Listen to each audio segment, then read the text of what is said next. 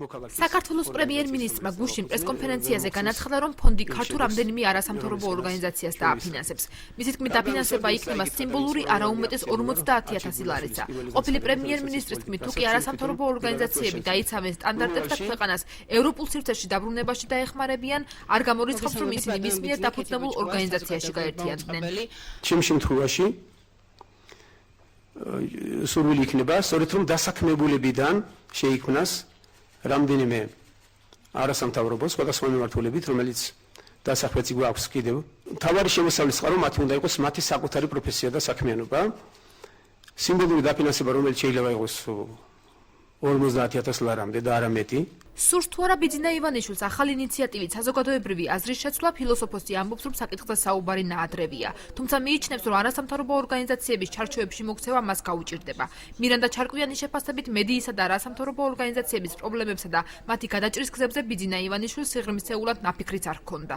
თუ კი ასეთი მიზანი არსებობს, რომ თქვათ მოხდეს საზოგადოებრივი ორგანიზაციების რადიკალური აზრის ფორმირება და რადიკალურად ცვლილება აზრის, ან მედია ორგანიზაციების, მე არ ამგონია, რომ ეს მიზანი მიღწევადია, თქვათ, თუნდაც ასეთი მცირე ფინანსური რესურსით და თუნდაც თქვათ რაღაცა 1 წელიწადში და 2 წელიწადში. არ გამოუვიდა არავის მსოფლიოში, ვინც კი მოიდომა, რომ ადამიანების ტვინები შეებრუნებინა.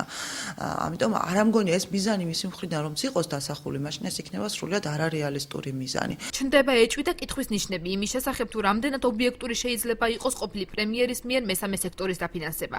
ასე აფასებს ახალ ინიციატივას არასამთავრობო ორგანიზაცია პროგრესის ხელმძღვანელი. ნინო გაბუნიას თქმით, არასამთავრობო სექტორმა ნეიტრალური პოზიცია უნდა შეინარჩუნოს, რაც ამ შემთხვევაში ეჭქვეშ დგება.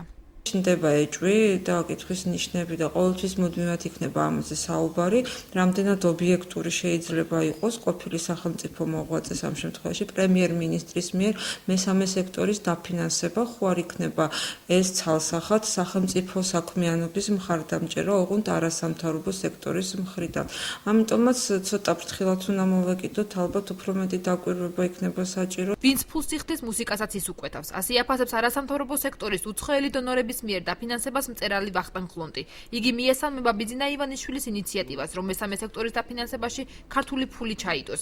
მისი აზრით ეს ეროვნული ინტერესების დაცვას შეუწყობს ხელს.